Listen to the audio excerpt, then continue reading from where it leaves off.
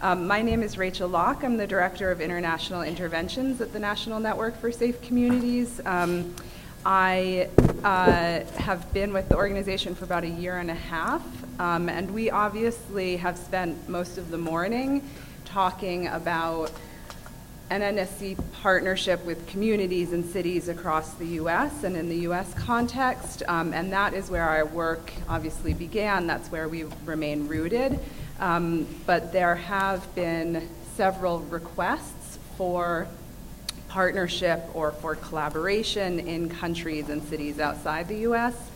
And about a year ago, the organization, a little over, made a decision to formalize that and to actually kind of create a community of practice, if you will, or a practice area that's focused on international engagement. So that's my position now, that's my role, and what we have here with this panel is some of those countries and individuals who represent countries that we've started to have partnership conversations with. I just want to say a couple things, and then we're going to go straight into the panel. One of the things that I want to start with is saying how excited I am about the NNSC's venture into the international space as somebody who has worked in international conflict and violence for the entirety of my career.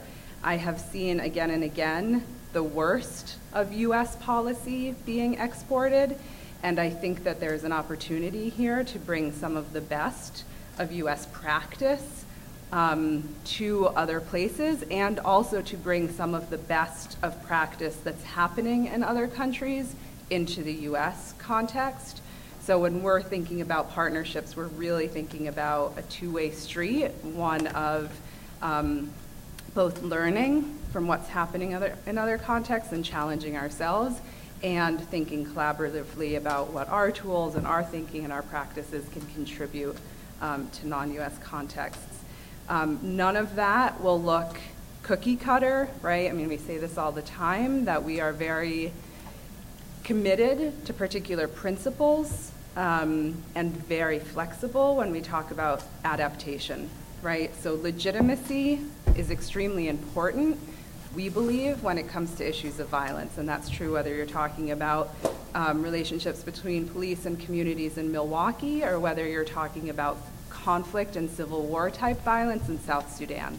So figuring out what legitimacy means and what enhancing legitimacy would look like in a context like El Salvador, or Bermuda, or Honduras, or Sweden, some of the countries represented here today, is a question mark, right? And that's why we are starting to work with some of the partners that you see here and many, many others, is to try to figure out how these principles that we hold dear will translate in other contexts.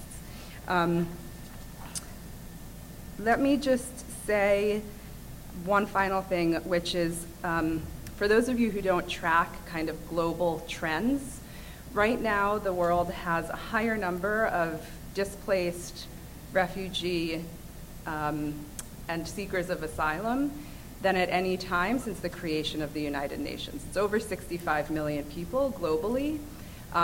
Every day, I believe, in Latin America and the Caribbean, there are 400 homicides. That's every single day in that region. We're seeing an increase in violence at the same time that some are saying we're seeing a decrease in conflict. So what this means for the peace-building community, what this means in terms of how we address rates of violence that are creating massive shifts and massive population movements that are, in many countries, confronting our own ideas about how we provide assistance and help and service to the international community, is a big question mark right now. So I think having a kind of global picture in our mind is really important, but of course that's just made up of city blocks and communities and neighborhoods. So with that framing, we're going to go right into our panel. I think you guys have bios of everybody, is that right? Great.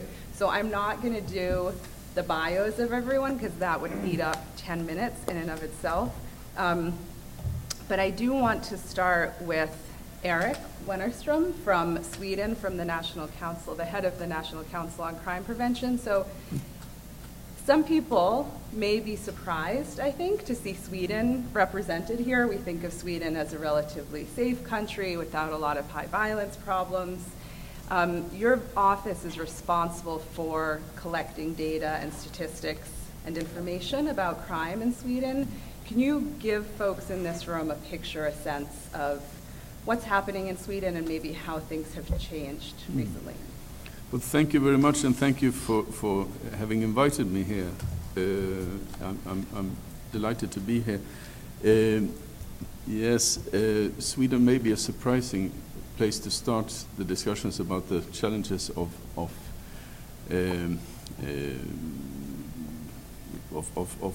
effective violence prevention, but although Sweden is comparatively a safe country with a relatively low rate of crime, when it comes to lethal violence, it's in parity with other Western European countries. But the worrying and disturbing development is something that we have seen over the past decade or so, is mainly focused to certain socially challenged areas in our 3 metropolitan areas and other mid-sized cities in the country. In these areas, we see a high degree of social exclusion and unemployment, poor education records, poorer health than in other parts of the society. So most of our services in society are created for the situation as it was prior to this development. So we did not, when it started to develop, we did not have the mechanisms in place in order to take care of the problem, which then was permitted to escalate. These areas are the recipients of a great chunk of all asylum seekers that come to Sweden. The areas are already socially challenged when they arrive, and by definition, asylum seekers will be excluded from the labor market and excluded from other services, which adds on to this problem. So you will find areas with a high degree of fear, a high degree of exposure to crime, low confidence for the police and other agencies of the state. Now, what we've seen recently is social unrest and public demonstrations of violence in these areas, hurting people and risking to hurt bystanders as well. There's been shootings, there's been hand grenades have been thrown into dwellings. Drug deals are carried out in the open, and in some of the areas we also have a very high concentration of criminals, certain parallel structures of society and extremism. Some of these areas have in the past years been the recruiting ground for approximately, it's a bit more than 350 persons who have gone on to fight for Daesh or ISIS in Syria. Persons that, well, at least some of them are likely to return at one point, which is going to add on to this difficulty. Now, in numbers, the persons that are generating the criminal activity often formed into loose gangs of fairly young persons, sometimes reacting with their shooting violence for competitive battles for drug markets, but in other instances reacting to insults or perceived provocations from other young persons or other gangs. They are very few in numbers, but their activities have tended to characterize some of these areas, which really adds on to the problem itself. They are stigmatized. through the activities of these small bands of persons, the whole areas will be stigmatized, and we have only started to design methods, both from law enforcement and from the social side of society, to address these problems. But we're at the starting point, and that is one of the reasons that we are so glad for the cooperation with NNSC. We're in dire need of knowledge. Can I ask just a quick follow-up question, which is curious to me and something actually that I think is curious to other people in the room, which is that my limited knowledge of Sweden, having been there just a few times, or perception is that the social service sector is quite good, actually, and quite robust. So one of the things that you talked about was that there have been some challenges in integrating new asylum seekers into those existing systems. I suppose the question is how, what has been tried, and what gaps have been identified, or what are people trying to do to make that work better for new asylum seekers that are, especially in the city of Malmö, which, as you said, has 90% of all people coming to Sweden through. Well, as you say, a lot has been tried and a lot has been successful. There is for this small group of persons that are furthest away from inclusion into the society. For them, no effective method has so far been designed. We have methods designed for persons willing to interact with society, willing to be part of a joint effort to, for instance, steer the behavior of a young man back into society. But when there is no mutual will or no confidence in the services that are being offered, or when the services being offered are clearly insufficient, it is for those instances that we are seeking new ways of addressing the problem, because the tools we have at the moment are simply insufficient. Yeah, it's interesting. So let me just do a process note, which I should have done at the beginning, but I'll do it now because better late than never. The way that this panel is going to work is I'll ask a series of questions and then actually give time for the panelists to ask questions of one another, and then we'll have time for what I hope will be actual kind of dialogue and conversation with all of you, particularly since it's not a massive room. We should be able to do this. And I think that there are some really interesting questions here around social service provision in particular, because I think in the U.S. we also struggle with delivery of social service help and support to individuals, and even a place like Sweden that we probably think of as doing much better in that regard struggles. So there might be some interesting parallels there. Enrique, as somebody who used to have a senior position in the government of Mexico and is now responsible for working on a large violence prevention project in Mexico, one of the things that Eric talked about was how there's a small number of people actually who are responsible not just for violence, but through their actions create sort of stigma, I think was the word that you used, of a community, right? So a community gets stigmatized as being a dangerous area or bad area. Can you talk for a minute about Mexico City specifically, so not the whole country of Mexico, but Mexico City specifically, and what are the kind of violence dynamics or patterns that you see there? Do you see similarities with what Eric was just talking about? And give us, kind of paint a picture of your experience there. Yes, absolutely. Thanks for the opportunity of being here.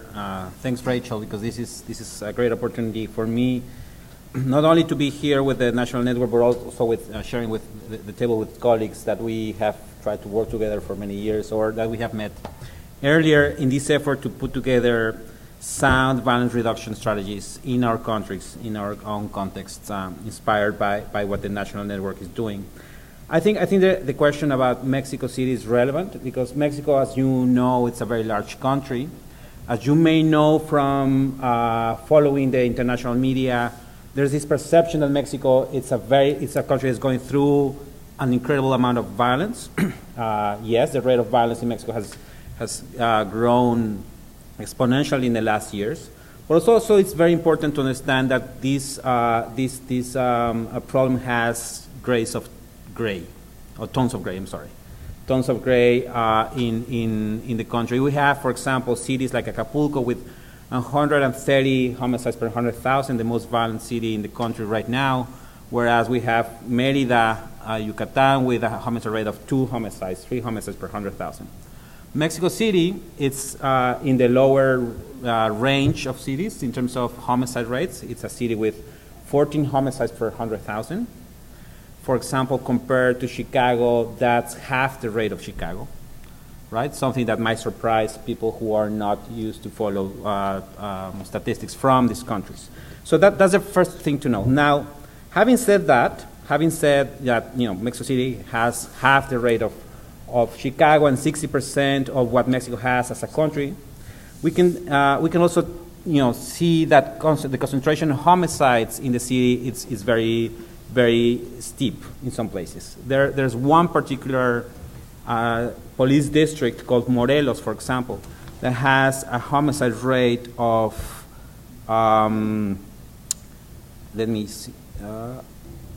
80 homicides per 100,000. So while the city has 12, this very particular hotspot has a homicide rate of 80. Again, if you connect and overlap geography with demographics, young men living in this particular district experience a homicide rate above 300 homicides per 100,000. So the question here in terms of Mexico City is, if you design a policy, if you design an intervention to address this problem, would you address it with the 14 homicides across the city, or would you design it to intervene in very particular cases where you have some populations experiencing 300 homicides per 100,000, not going to the granular understanding or just classifying them as active gang members, just young men, generally speaking, in these hotspots experience these levels of violence. So I think that's how Mexico separates from the rest of the country in so many ways, but at the same time experiences some of these places, some of these hotspots, rates of violence that are unacceptable. Mexico as a country is also going through a significant reform process in terms of its criminal justice system overall, if I'm not correct. And I know that I've heard you say before, and we talk a lot about, you can do things today that effectively bring violence down while there's a process of reform simultaneously happening. In other words, we don't have to wait until everything is completely reformed as though there's an end date to that before we can take action that can have impact.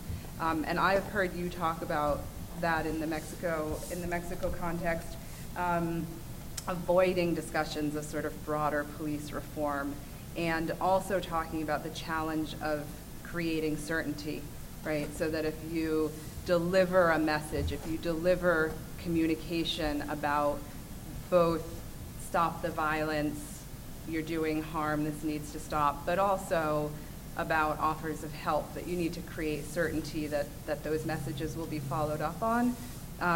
Could you maybe elaborate on both of those things, which I've heard you talk about? Yes, before? Absolutely. I don't know if this is the case in Sweden, but something that I learned very quickly working for the federal government of Mexico is that when you have national conversations, when you have discussions happening in Mexico City, but looking at the country as a whole, you tend to aggregate information very quickly and jumping to conclusions that tend to not fit every case.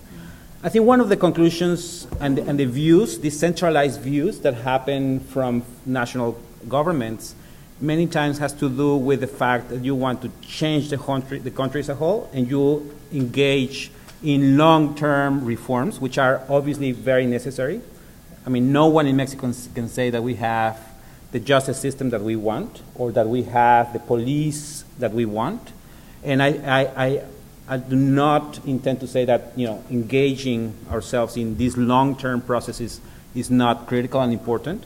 But I think that at the same time, there's stuff to be done today, and something that we have learned through experiences like the one from the National Network of Safer Communities is that you don't need to have a fully reformed justice system. You don't need to have a fully reformed, if such a thing exists, of your police force to really start getting success on the ground. I think the closer you get to the ground, the closer you get to work with these communities. I have this incredible experience. After working for the federal government, I had the chance to spend a year in New Haven, Connecticut. And I remember, walking the streets of New Haven and seeing the same experiences. I mean, the same type of things that I saw in Ciudad Juarez back in the day when I was working for the Mexican government. The same type of expressions from the youth and the same type of dynamics that I saw in the outskirts of Mexico City, of Ciudad Juarez, I saw in New Haven. Completely different contexts, right? I mean, one is a desert, very poor. The other, you could say, is poor relative to the U.S., but very different in many ways.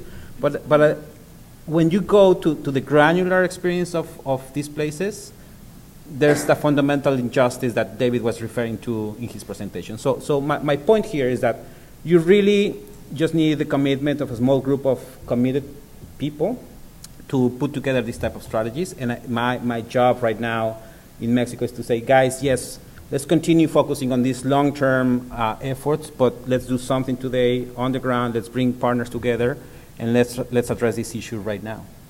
So you might get some questions about New Haven, since we have New Haven represented here during the Q&A, but one really quick follow-up, which is, as somebody who has that experience of being in the government in another country and then being here in the U.S. in an academic capacity, but also a practitioner capacity, do you see value in the kind of international connections based on your experience that you just described, right? Having seen similar faces on the people and similar kind of circumstances in New Haven and Mexico City.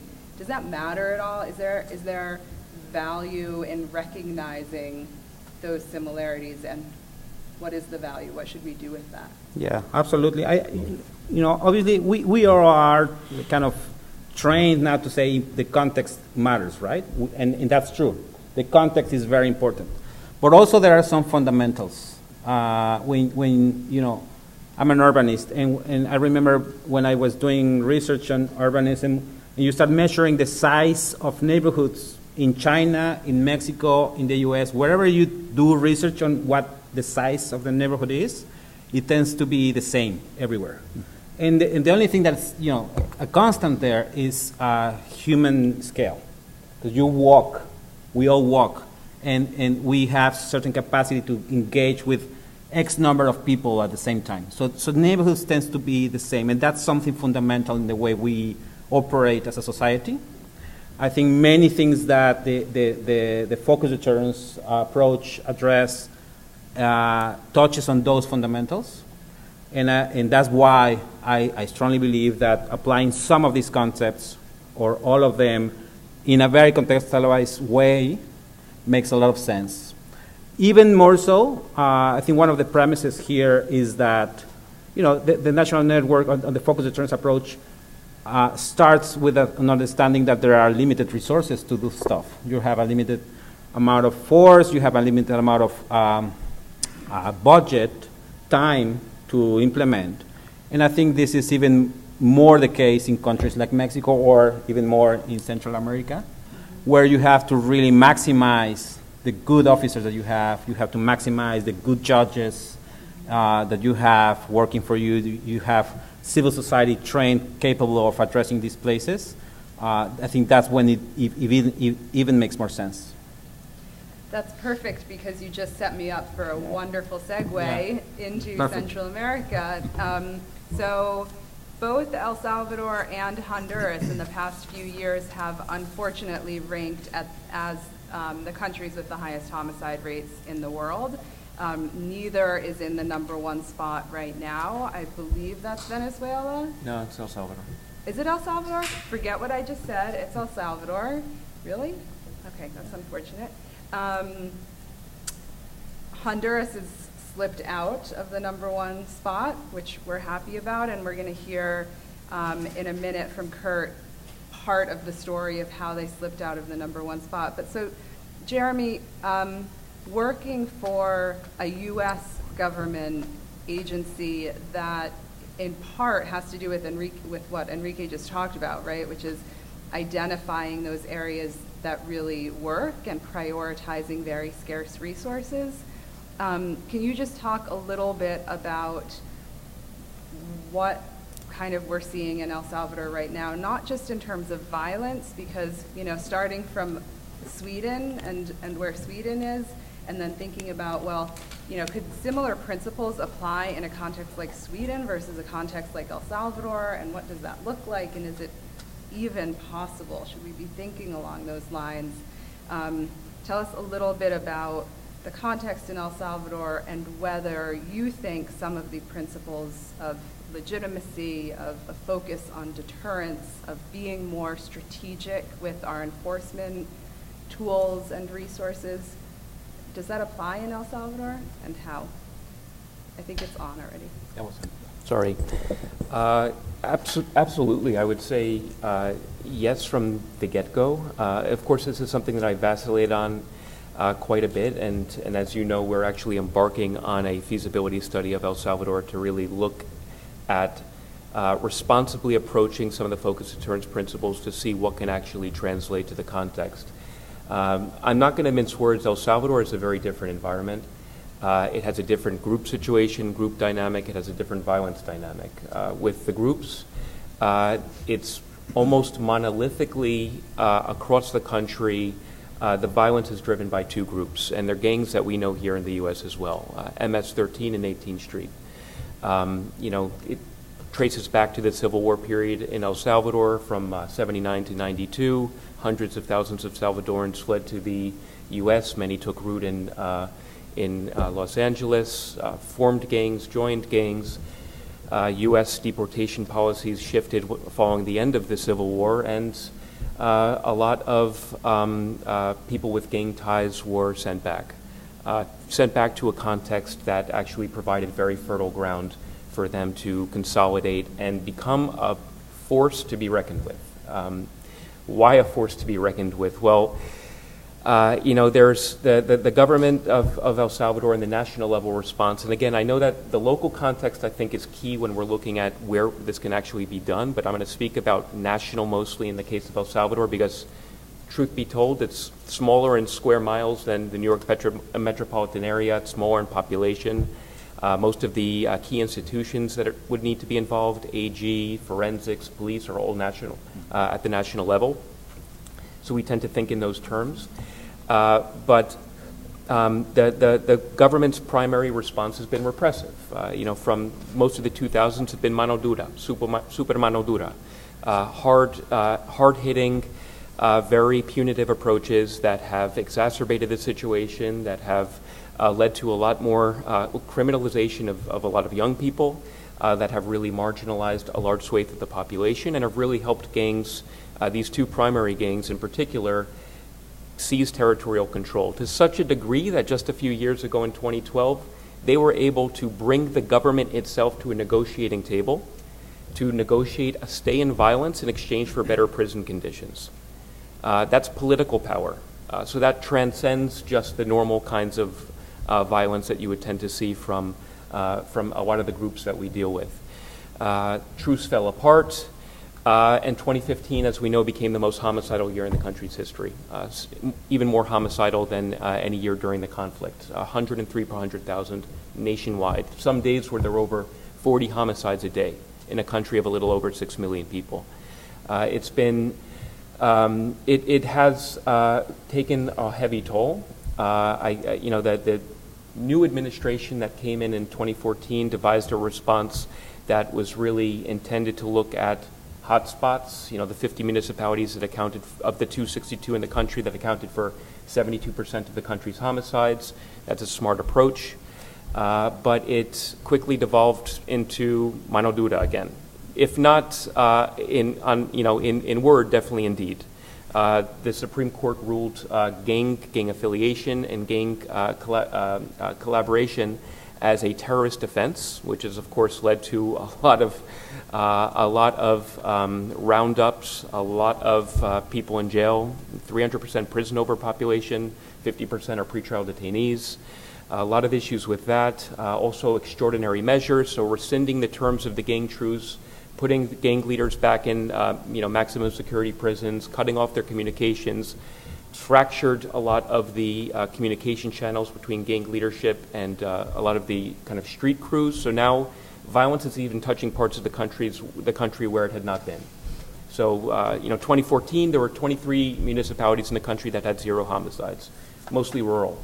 Now most recently we're under 10.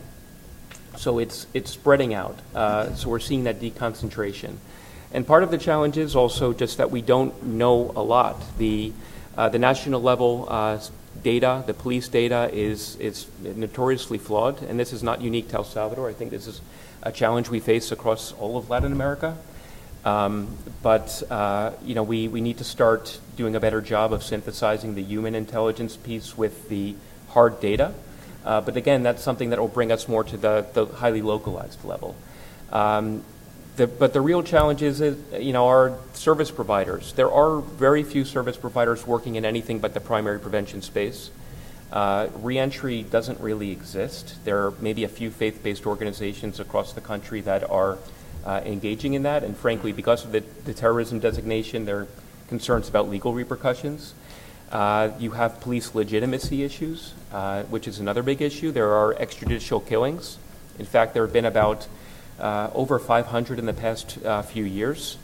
So police have formed death squads on their off hours, but then again, looking at it rationally, as horrifying as that is from a human rights perspective, police are being targeted as well as their families.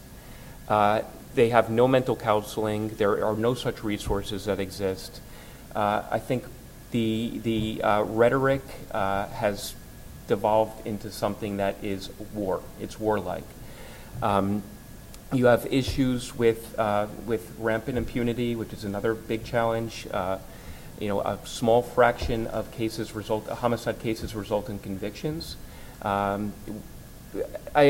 can go on and on about the challenges, but I think going back to the initial point, I don't want to rule out that focused deterrence and some of these key principles can be helpful. Why?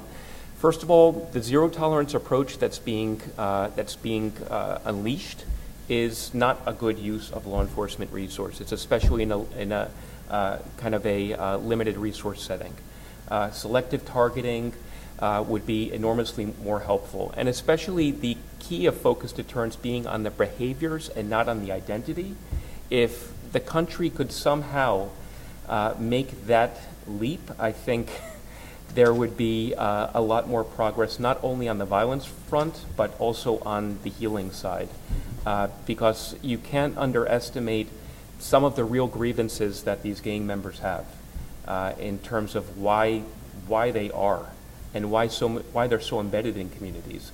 Lastly, just one challenge I wanted to also flag in the case of El Salvador, because it's very unique. As homicidal as the country is right now, if you ask an average community member, that's not really what their primary concern is. It's being constantly victimized by extortion. So to have people rally around an approach that's chief objective is violence reduction is still far from, the jury's still out. And Rachel knows this very well, and Enrique as well, because we've actually have gone to the region on multiple occasions to have these conversations. So I'll stop there. So a somewhat bleak picture, I would say, but with pockets of hope. And I think what's interesting about having Kurt speak next from the Honduras perspective is that I would say many people also perhaps still put Honduras in that bleak perspective basket, but there has been some very real progress that has been made in a context that many people may have just written off, right? So I hear and have heard in El Salvador a sort of, well, it's so far gone, the gangs are so far gone, all we can do is lock them all up, throw away the key, kill them, if we kill them, that's fine.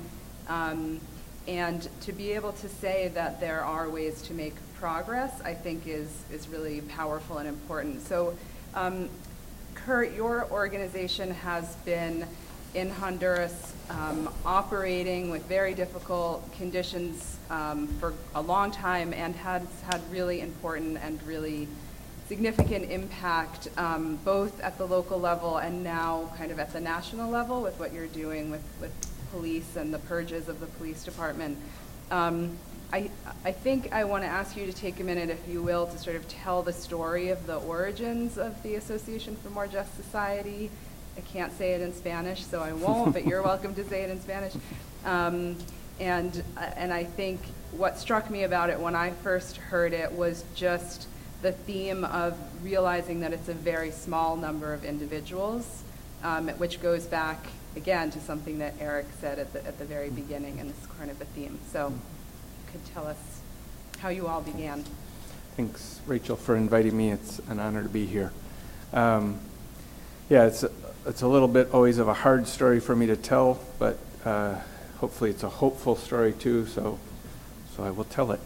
My family and I moved into what we didn't know then, but it was the most violent neighborhood in Honduras, 35,000 people, and 52 homicides in 2005, so a homicide rate of like 130 in our neighborhood. And we moved there in part because my best friend and co-founder of AGS, Carlos Hernandez, had moved there a couple of years earlier.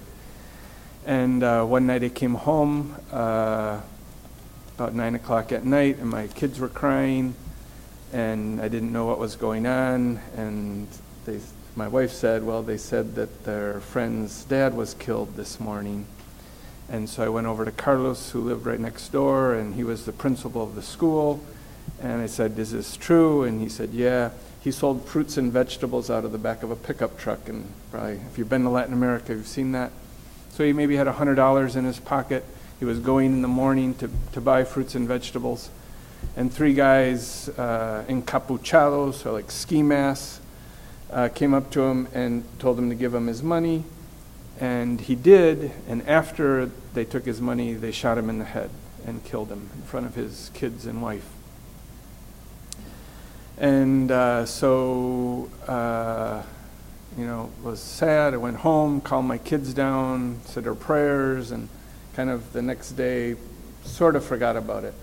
But 3 days later, Carlos came to my house that the widow had come to him. He was the principal of the school. The kids were in his school, and so the widow said, I have two witnesses who saw them take their face masks off. We know where they live. It's about 3 blocks from here. We know their names. We know who they are. We know where they live. What should we do? And the reason they had come to Carlos and not to the police is sort of what you can all guess, right? There was no trust in the police. And then we didn't just go to the police for the same reason, right? Like, we didn't know if the neighborhood cops would have connections to these guys. They could be they could actually be cops who are off duty. So we tried to, Carlos called some friends, I called friends. Nobody else knew how to connect us to anybody that they trusted in the police force right away either. So time starts to go by. And several months ended up going by. We actually kept working at it, but never fixed it. And these same 3 guys ended up killing an off-duty cop. Some other cops saw them, chased them back into our neighborhood. They holed up into a house. There was like a standoff. One of them was shot, and 2 of them were arrested. So a few days later, Carlos and I were having tea at his house, and we started talking, and I said, those guys were really bad. This happened in our neighborhood, but these seemed especially bad. And I was like, I know that they killed at least 1, 2, and 3. And Carlos says, I didn't even know about 1, 2, and 3, but I knew about 4 and 5 and 6. So we ended up starting to do a little research, and we ended up coming up with 13 names from the time we knew who they were to the time that they were arrested and shot. So, like, that's awful, right? 13, all of them men, most of them fathers, dads, husbands, were killed, and we knew who the guys were, and we didn't do anything about it, or we didn't do much about it. So we ended up just saying next time we were going to do something, and we didn't know anything about all this. This was in 2004. So very predictably, a new gang sprung up several months later, and this was younger kids, 17, 18, 19-year-olds, and started doing much of the same thing. And what we ended up doing was we hired an ex-cop and an ex-prosecutor, and a little later a psychologist. And we asked our ex-cop to find victims, witnesses, families, and convince them that they could do something and that we would help them. And the lawyer, who was an ex-prosecutor, would work with the DA's office. And so it took several months to convince our first witnesses that we could help them get police, because an ex-cop knew who the good cops were and the bad cops were in the police force. And we started building these bridges of trust between the community and the authorities. And we ended up finding, just like other people have said, that the community didn't trust the cops, but the cops also didn't trust the communities, because they would have to go into a gang member's house, break down the door. Usually it was 5:30, 6 o'clock in the morning, try and catch them asleep. But they had guns, and people would get shot, and the cops had families, and then, the witnesses wouldn't even show up, right? 24 hours later, they'd have to show up, and 6 months for their first hearing, and 2 years later for the trial. So the cops are risking their lives, and the witnesses don't show up, and then everybody's blaming everybody. And so we ended up, by 2009, we dropped the homicide rate in our neighborhood from 52 to 7. So just with 3 people, actually 2 people most of that time, 1 ex-cop and 1 ex-prosecutor, just working, building confidence and trust with the neighborhood. And now we've spread that out. We have neighborhoods in San Pedro Sula, about 100,000 people, Tegucigalpa, about 100,000 people that are in our programs. Same sort of stuff. Violence, probably the gangs are much more embedded in El Salvadoran culture, but same neighborhoods. We're in one in San Pedro Sula called Rivera Hernandez, and everybody said, there's no way you can do that in Rivera Hernandez. And so we took the 4 most violent neighborhoods within Rivera Hernandez, and we had a 4-month stretch within our first 8 months that there were 0 homicides in those 4 neighborhoods. So I think, it's a story of hope that you can do this even in crazy violent places. And I think we're all learning together how to do that better. Yeah, exactly. Can I ask you, I want to make sure I have enough time for our colleagues from Bermuda, but I want to give you just a minute to talk a little bit about the police reform process that's been going on in Honduras and the role that your organization has been playing in that. Yeah, I just peeked at my notes. So Honduras has 3%, I don't think we call it clearance rate in Honduras, but we have 97% of the homicides are never solved in Honduras. 3% are solved. And in our neighborhoods, we're at about 70-30. So we're solving about 30% of the homicides in our neighborhoods. We're 3% at the national level, so like 10 times as high. So I think maybe the opposite of what Enrique was saying, there was no national level effort going on. And so there was some very high level, very high profile murders in 2011, 2012. The president of the National University's son was killed by police on duty in uniform. They tried to carjack his car and ended up killing him to try and cover it up. And so that started a whole effort. We formed a coalition of the Catholic Church, Protestant Church, World Vision, some of the biggest NGOs, and for 5 years have been pushing for a bunch of stuff, but the biggest was the police need to be purged. We need to get rid of the bad apples. And it took, basically 4 years before, again, every time there was a new case, a new high-profile case of police killing people, often in uniform on duty, it would be a new push. And the latest push came a little over a year ago. And the president ended up naming representatives of our coalition to a commission to purge the police. And as of last month, they have fired 5,000 of 12,000 police officers in the country. So almost half of the police force has been fired. And very pleasantly, surprisingly, the international community had already put in place a process for training and hiring new cops. So we also have added about 6,000 new police trained with the Swiss curriculum. If the Swiss did it, it must be good, right?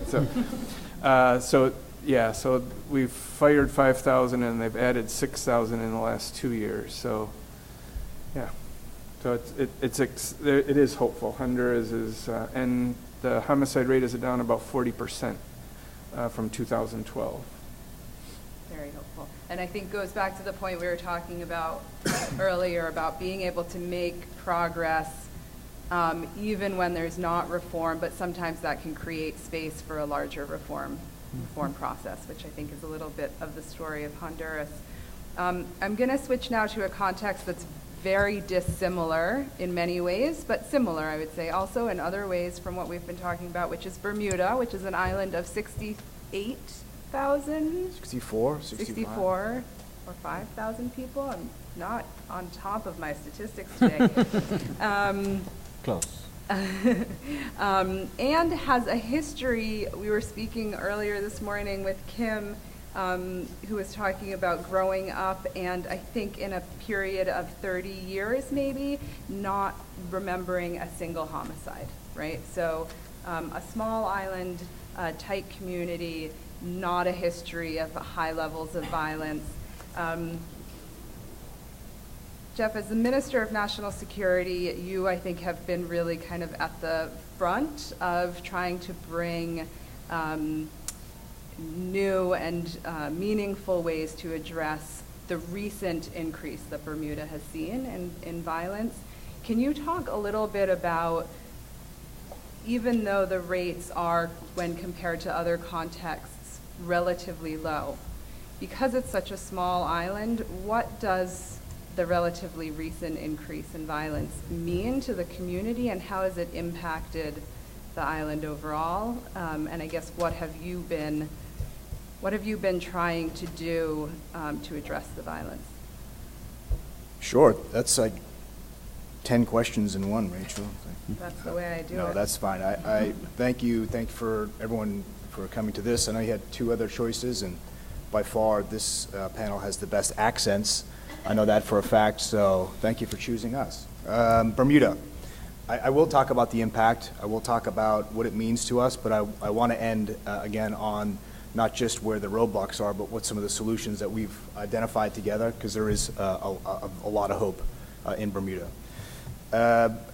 In the last 10 years, we've had 36 homicides. We've had 125 young men, young black males, shot and injured. We have 51 young black males who've been convicted of serious firearms or homicide offenses. We have 23 of those young black males serving life sentences right now in our corrections facility. And we have the latest immigration statistics, over 220, we think, plus or minus 5, young black Bermudians who have left the jurisdiction altogether, who have moved to the United Kingdom. All of these people are between the ages of 18 and 32. All of them are people of color. And if you do a back of the napkin addition, it's about 455 people we have lost in our community. 455, all between the ages of 18 and 32. Whether they've been killed, whether they've been incarcerated, or they've left the jurisdiction for their own safety. That is our challenge right now in Bermuda. And I think admitting that and facing that is step one. Bermuda, if some of you are surprised by some of these things I'm saying, it's for good reason. We are known for our tourism product. We are known for being a safe island. We are known for being beautiful and all other things.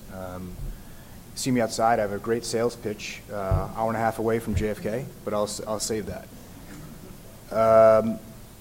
That is our challenge, and we have some roadblocks. And one of those is our isolation.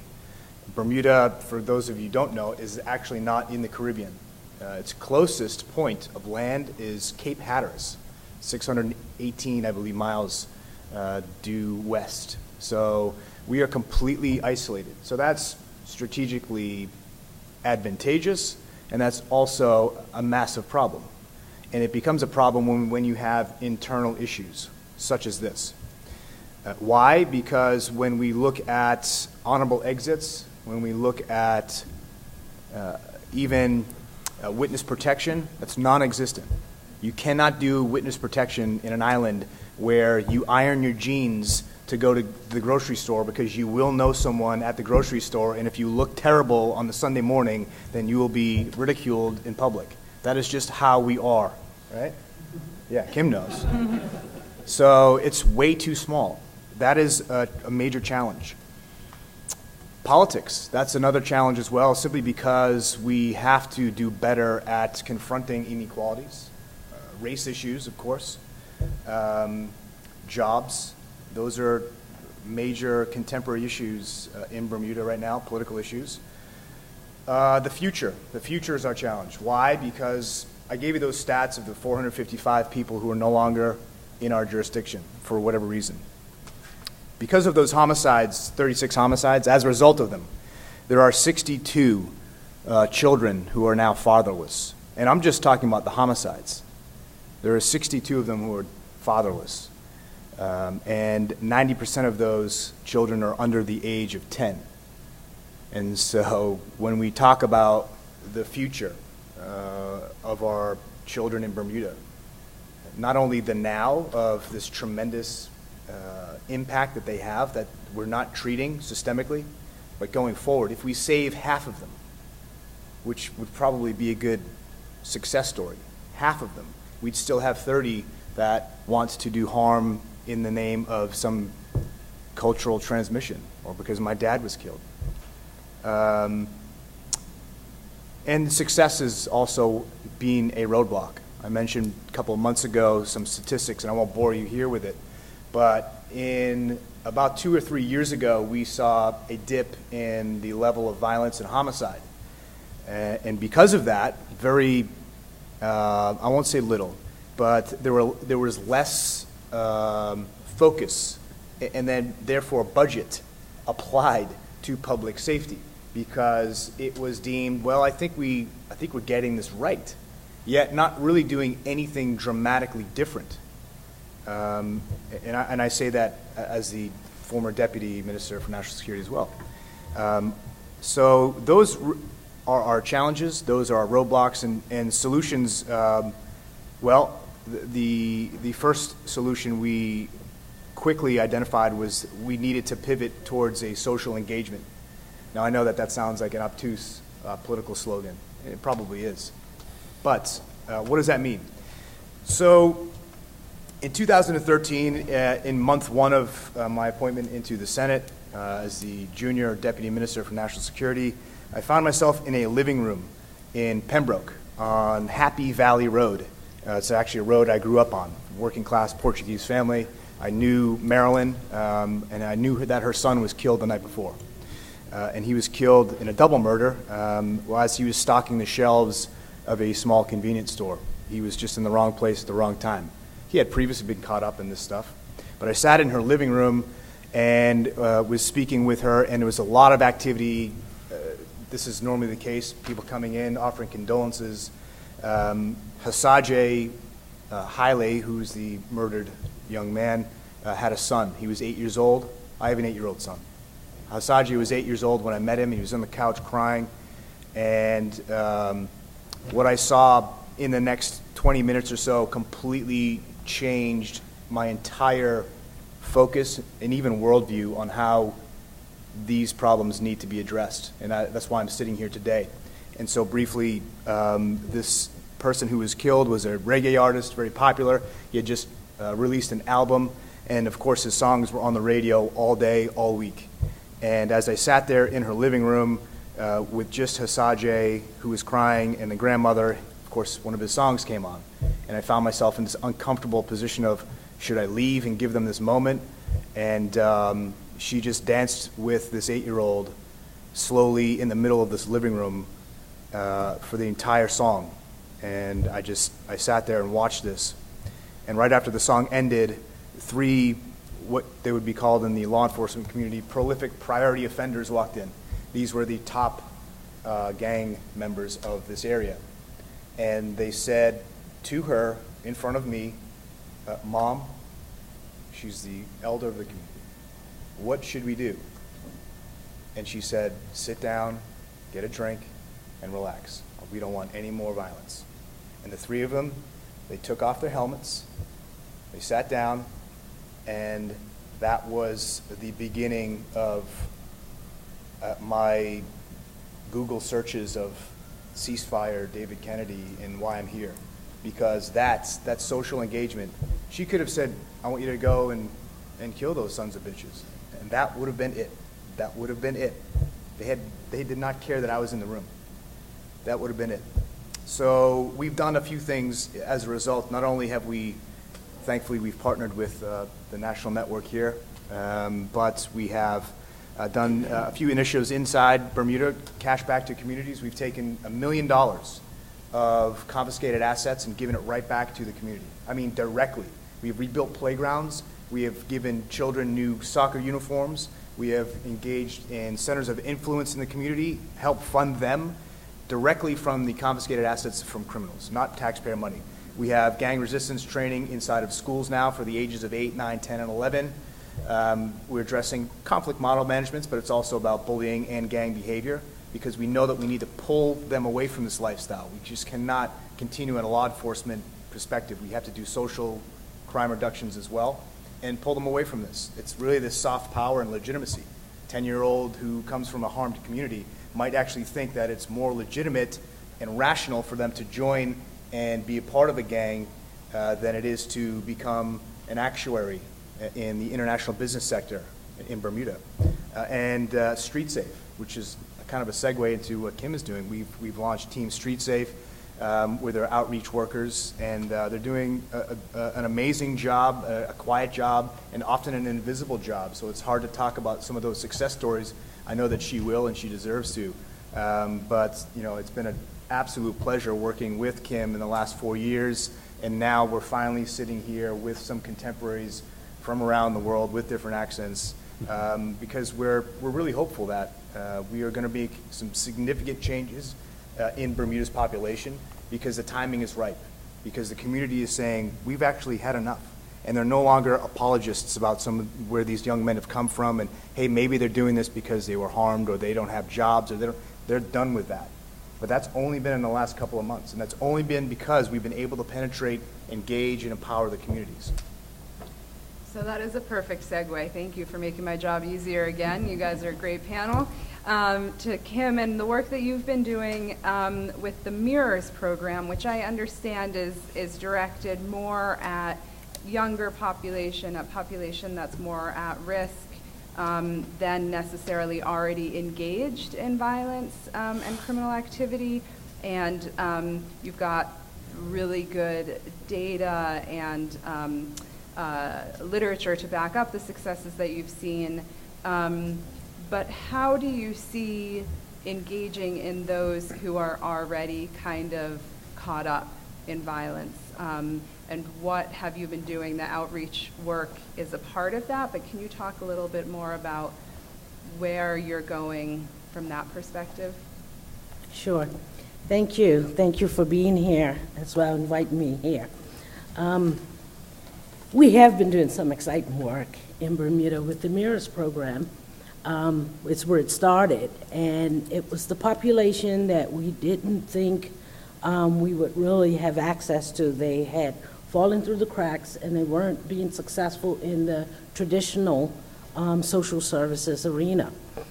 And so we actually wrapped around that population coaches or supports from the community that connected with them, and we were rigorous about training them and connecting with them, that really had them build trust and relationships with another adult.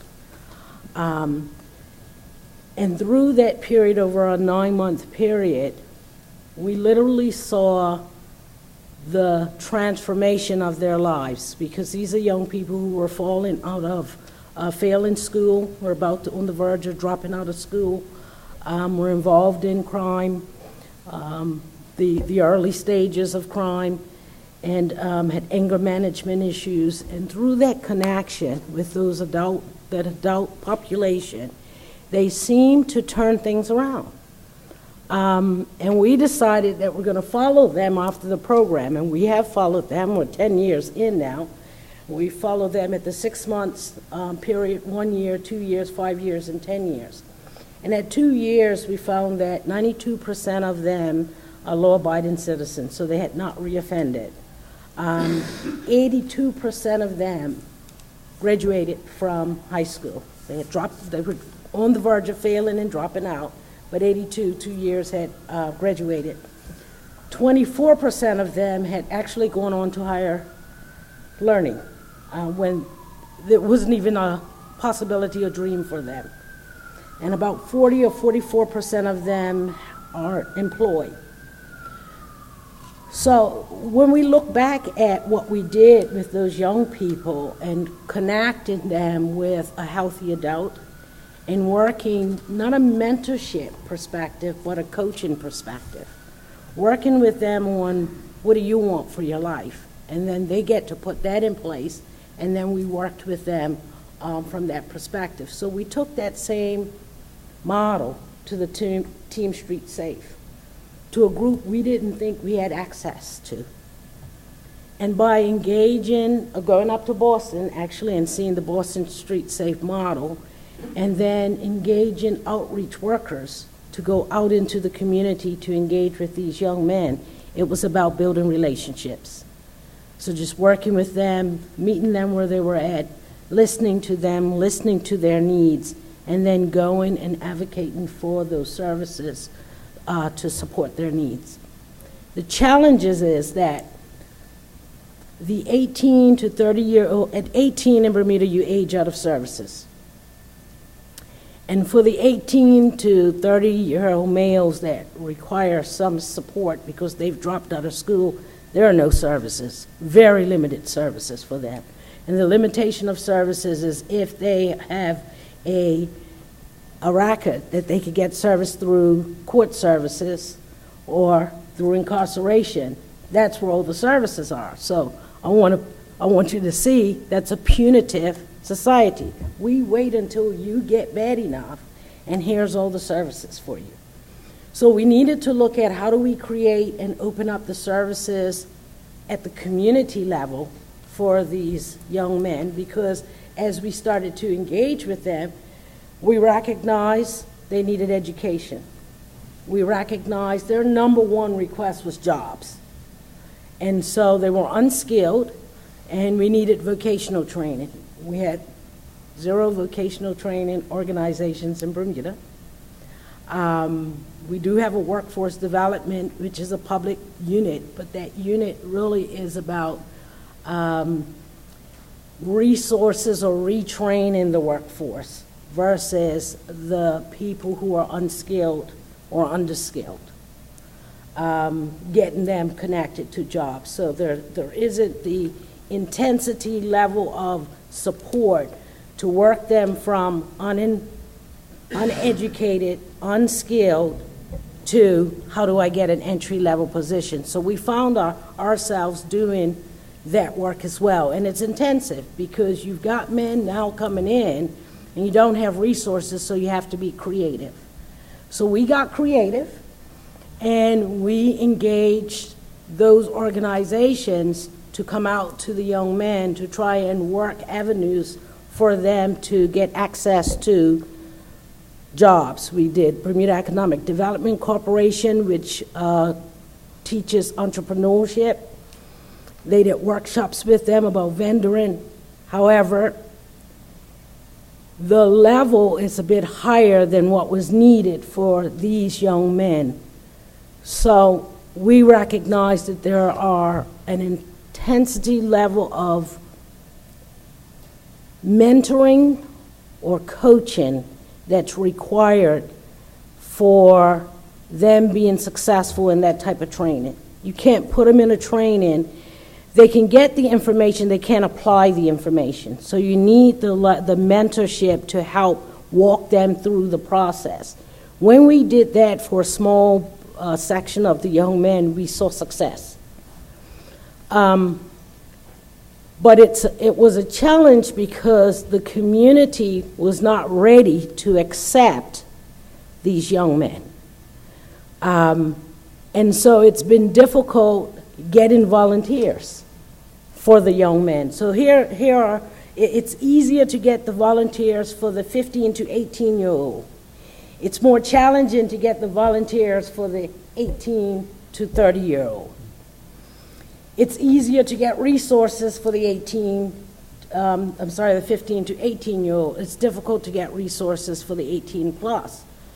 So what we recognize is that there is a need for more community readiness.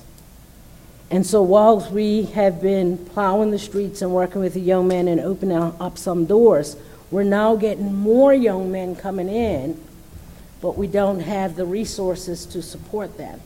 And so the fear is that we will start to do the same thing that they see the system has done to them previously. I come in for services, I ask for things, I'm here wanting to make a difference, wanting to change my life, and you let me down as well. So it has been exciting since we came up to the Ceasefire University one-day overview training, because it has opened up, or beginning to open up, the community to work to support these young men. The 19 members that went back have talked about the possibility of ceasefire, has empowered their small groups. We have a social convening on June the 22nd of social services that we have been trying to do for 10 years to begin to look at and map what are the services for the 18 to 30-year-old black males. And we know there's one, Team Street Safe. But we think we know we have to go through the process because we need them to have the aha moment that we need to look at how can we service these young men in our community by changing or expanding our services. Because you can get services from those social services if you have a child, so they treat child and families. But the young males generally are not working and oftentimes excluded from the nucleus or the young moms, so they're not accessible to those child and family services that's being offered. So we want to raise the awareness, and the hope is that, we'll begin to set a priority for resources to be allocated to this population. So as a result of being in the street, working with the young men, engaging them, getting them to come in, listening to their stories, pushing on the social services, we're getting some traction. That's the one thing. The next thing is that the GVI process is going to provide a framework and a focus for us to do the work. I think the community has been afraid to get involved. And some of the young men, the community activists that came up for the Ceasefire University one-day training, has begun to talk to the other community members, and we're seeing some momentum moving for a movement to take a stand against violence.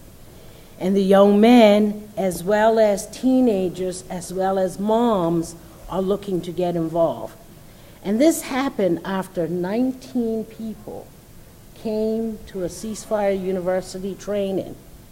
And it's amazing because in 10 years of trying to move these things, I said, what happened here? Well, it gave them hope, and it gave them a research promising framework that they could go back to Bermuda and begin to open up and talk to people. And I think you did a very good job in selecting the people at the table, because each of those individuals were able to impact their circle of influence. And I think we're getting traction because of that. So I'm excited because now I know one agency will now have more support as we move forward. Right over here. My question is for Kurt. I'm curious about how this new batch of police officers, how do you prevent this socialization and old norms related to police violence? Thoughts about that? Any other questions? Or from panelists for each other? Stacy, go ahead. Well, Enrique, Yes, sir. what were the things that were done in Mexico City that got the drastic change and reduction in violence? The things that you did, especially mentioning you saw similar dynamics from New Haven to Mexico. What were the things that achieved the drastic change? And then I think, did you have a question? I did. I was actually curious, Mr. Winterstrom, because yours seems very unique in some respects, because we're talking about culture meeting as opposed to internal to one culture meeting. I was just curious whether you or in Sweden, if there are programs in place or specific then partnering with organizations that have legitimacy in those neighborhoods. I'm sure some efforts have been made. I'm just curious, because that's unique. I've never heard anybody talk about that. Great. Okay, so why don't we start here with that question, and then I would say if everyone wants to answer the question in 30 seconds of final comments, we'll just go down the panel, please. Should I start? Okay. Thank you very much. There's absolutely efforts being made. Efforts for the past 2 decades where we've been having a fairly stable development of lethal violence, but a change within the lethal violence so that the traditional forms of lethal violence in a country, part of the North European vodka belt, if you will, has actually gone down thanks to measures. But the levels are kept up because of what's happening in these social areas. So what I think is, what I take with me from these discussions is in the past we have done everything top down, sort of spread out measures over the entire population, and that worked well for although it requires the patience of an angel. We do not have that time now, and which is why we have to learn new methods and new ways of working in the communities and gaining the trust at local level, which is something we haven't done that much in the past. Sure. Yes. Yeah. Quick answer to I think a very tough question, but I think generally speaking, the first thing that I want to highlight was political commitment, and I'm referring not to Mexico City in particular because the Mexico City experience is happening as we speak. I'm talking about the efforts in Ciudad Juárez in 2010 when the President Calderón put together a task force to address the violence in Ciudad Juárez, which at the time was the most murderous city in the world. President Calderón really put a lot of political will and commitment into that. Showed, I think, in his continuous coming back to the city every month to go through a list of indicators that were putting pressure on the players to really achieve commitments and make sure that those things were moving forward. I think that's the first that I want to highlight.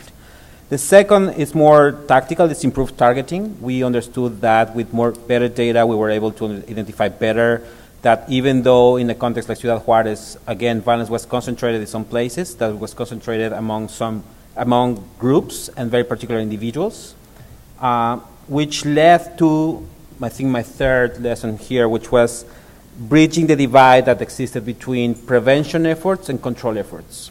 The players were divided in each of their, I mean, we had our own kind of corner and we were doing our efforts, but data brought us together, and that conversation really yielded interesting results. And the last one for me, which was critical, was to develop the capacity of players to engage tough guys from tough communities. Because most of the players were used to engage, you know, we call them, or we used to call them the good kids from the vulnerable communities. We had to move or push ourselves, to some of us, to better address the needs of those neglected within the neglected. And I think that was probably the most difficult one to do, because that requires, it's not something you just do by willing to do. You have to really change the way you approach the dynamics of stakeholders. Jeremy, 20 or 30 seconds, just final words? Just really quickly, just to say that I just want to convey my appreciation for being in this kind of forum. I'll share a very, very quick anecdote. A number of years ago, some World Bank colleagues and I brought the Minister of National Security from Jamaica to a U.S. event. So just talking about that dual exchange of good practices. And it was actually the DOJ's U.S. National Forum on Youth Violence Prevention Summit. He has an epiphany. He goes back. He institutes reforms, and police-driven homicides drop by 40% within the next year. So just to say that these kinds of exchanges yield results. You know, the hope is we start these conversations, we start poking around and exploring to see if, you know, what we can apply in the case of El Salvador and Mexico City, and they can lead to real transformative changes. So just not to underestimate the capacity for real change. Great, thank you. Quick answer to your question. So the commission has been working for about 13 months, and they have another 9 months of this government administration. So they've done several things. One is that they have kept all the new graduates in blocks, so they don't spread them all over the country, but they keep them in groups, and then they hand pick the supervisors of those groups. So they've kept them in certain cities and in certain regions of certain cities. So trying to keep them all together. And the next thing they're going to be doing soon is firing all of the oldest 2 generations of the police force. So they're going to get rid of all they call them generals and colonels. And so there'll be a new generation taking over the police force in Honduras. And then the idea is that the commission will continue to work, even in the new administration, depending on who wins. And my little thought, Rachel, is just a little over a month ago, we were invited by city and civil society authorities in Chicago to come up from Honduras to share what we'd done in Honduras with Chicago.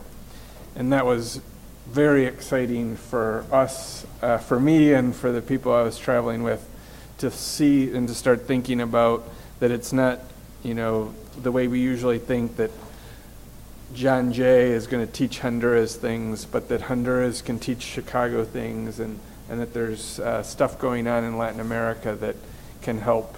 It's the same gangs, right? It's the same lack of trust of police, many of the same issues in these communities. So, yeah, I hope that we can continue to learn from each other. Thank you.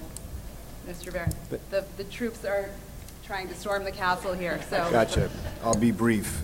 Your bumper sticker here at the National Network for Safe Communities is to save lives and save communities. As a political leader, that is not only should be my single central focus every single day.